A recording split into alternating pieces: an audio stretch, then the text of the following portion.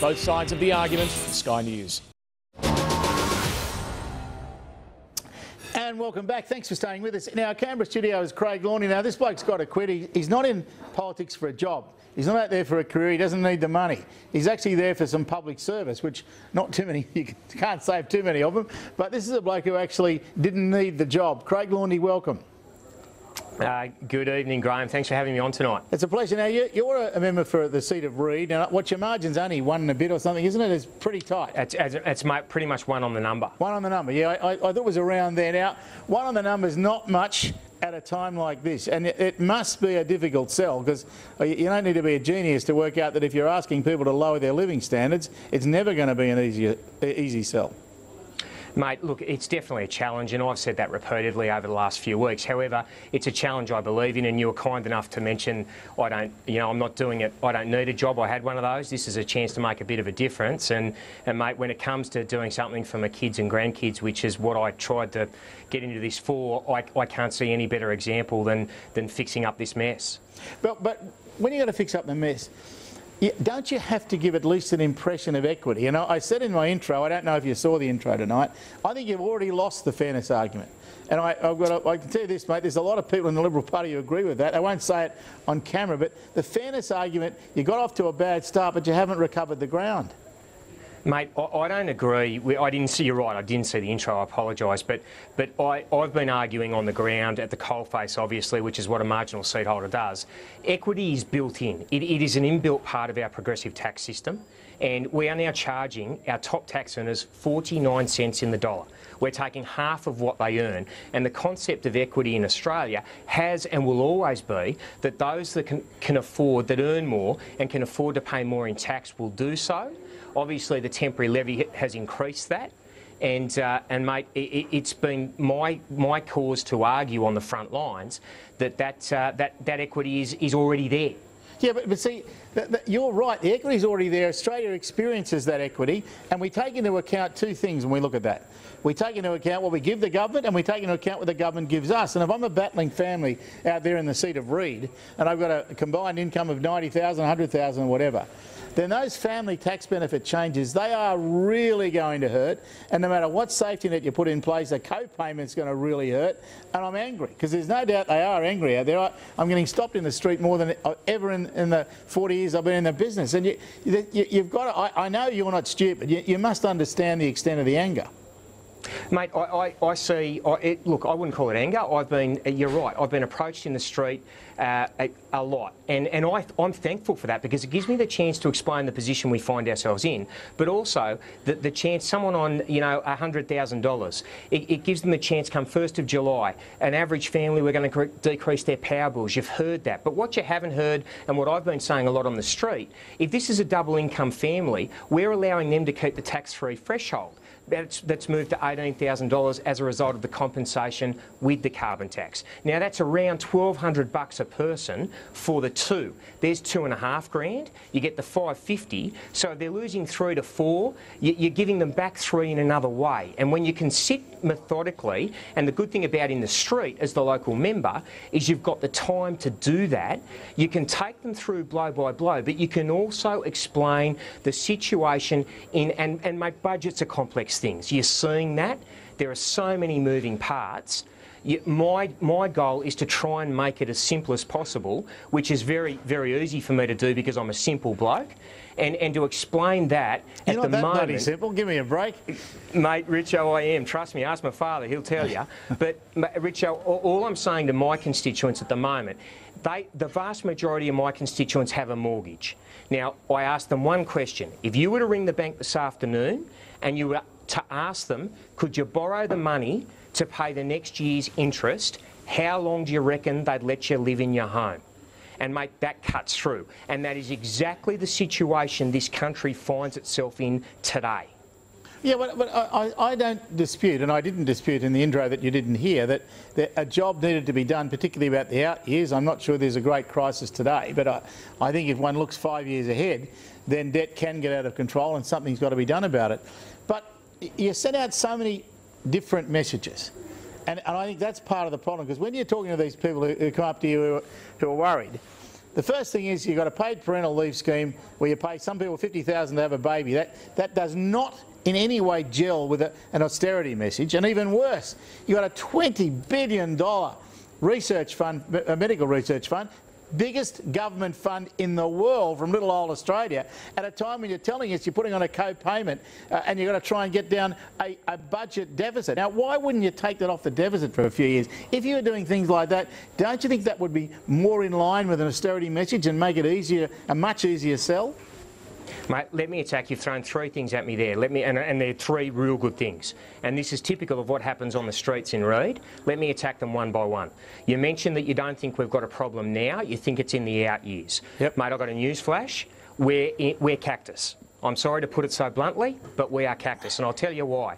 If we get everything through the Senate next year, in the next few months, which is debatable. Okay, you've forgotten more about politics than I can count. Mate, you've forgotten more about politics than I know. But assume we get everything through the Senate. The first full year of having all those measures in place, we will have a $17 billion deficit.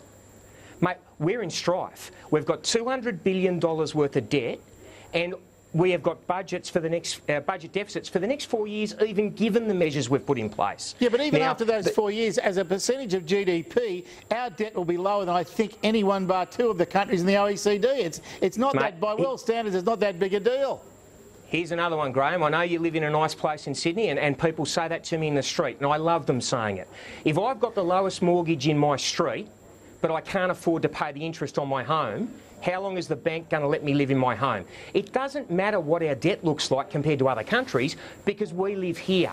And we've got to pay down the debt, otherwise we're going to pass it to our kids and our grandkids. This misnomer by acknowledging that we are in a better position than Greece, que sera, sera. Greece isn't going to come and give us a hand. We're in a better position than the United States. We're in a better position than Great Britain. We're in a better position than all those. Let's not look at Greece. But are they going to give us a hand? Are they going to give us a hand paying down the debt? The answer is no. I don't care about them.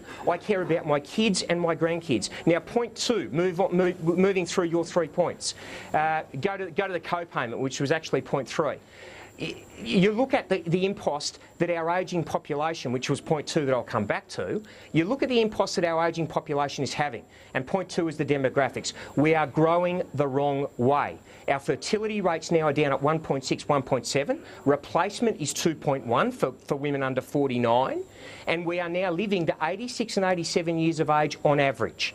Now, the problem with that is our population is growing at the wrong end, if you like, because it is an end that is drawing on the system from the minute the people wake up in the morning to the minute they go to sleep, through welfare and through health. And we don't have enough people replacing them and working. So the paid parental leave, I would argue, is an important part to address that. Yeah, it is a workplace reform.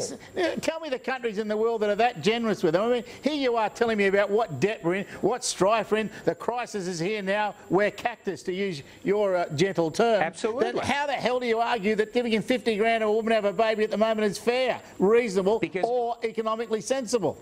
Because, mate, it's 6 months, she will go back to work, and that child will grow up when we're at a time when we're not having enough children to replace ourselves. That child will grow up to go to school, uni, whatever, get a job and pay tax. They won't be able to afford to get to uni, mate. The fees are going to go up. They won't get in the door.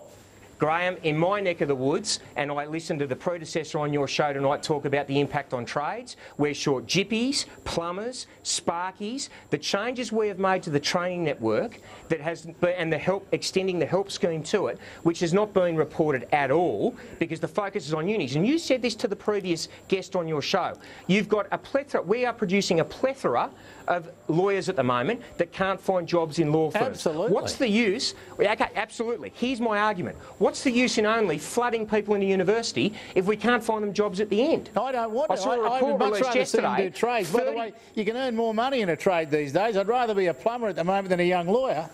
And you know why you can earn more money, Graham? Because we can't find them. I've got the master plumbers at Auburn who are dying for our changes to come in. And that's what I'm saying. We can't be precious about, we want work, not welfare. We want opportunity. We want a hand up, not a hand out. And that's what this budget has written in it, and it is my job to sell it.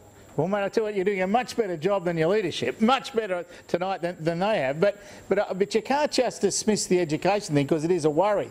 One of the things that I think's happened with the budget over the course of the last few weeks and why your poll numbers are so far down is you lost a lot of women. Now, women voted overwhelmingly for the Liberals last year, but I think you're losing a lot of that. They're worried about their kids.